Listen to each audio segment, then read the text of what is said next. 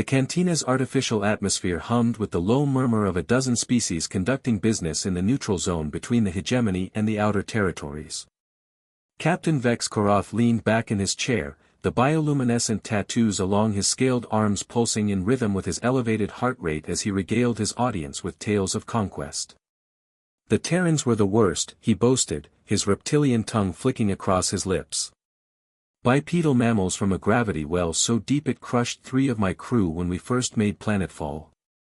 Their world was a nightmare, active tectonics, unpredictable weather patterns, and predators that hunted in coordinated packs. But that made the hunt all the sweeter. His audience, a mix of traders and mercenaries, leaned in with morbid fascination.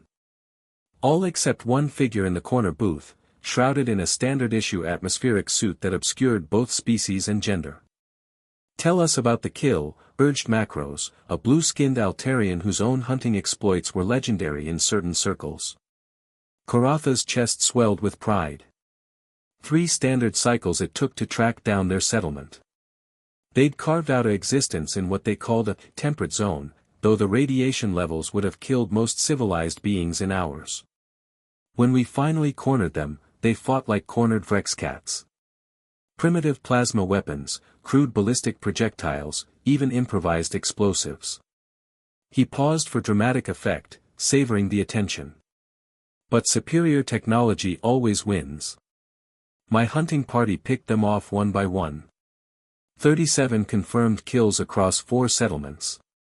The figure in the corner shifted slightly. Did any of them walk away? The question cut through the cantina's ambient noise like a monomolecular blade. Karotha's bioluminescent patterns flickered in annoyance at the interruption. What kind of question is that? Of course not.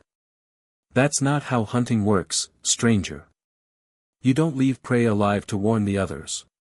I see.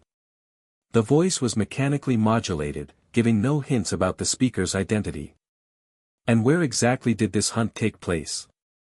Karotha's irritation grew. Sol 3, 3rd planet in the Terra system. Why? The figure stood slowly, reaching up to disengage the helmet seals of their atmospheric suit. As the faceplate retracted, gasps echoed through the cantina. The face revealed was distinctly human, pale skin marked with old scars, brown hair tied back in a utilitarian knot, and eyes that held the cold calculation of a predator. Interesting, she said, her unmodulated voice carrying a slight accent that Koroth now recognized as Terran standard. Because according to hegemony records, no official hunting expeditions were authorized for the Sol system. In fact, that system has been under Terran Defense Force protection for the last 7 cycles. Karotha's hands moved instinctively toward his weapon, but froze as he noticed the woman's stance, balanced, ready, with the unconscious confidence of someone who had survived countless battles. You see, Captain Koroth, she continued, stepping closer, I was on Sol 3 during the time period you described.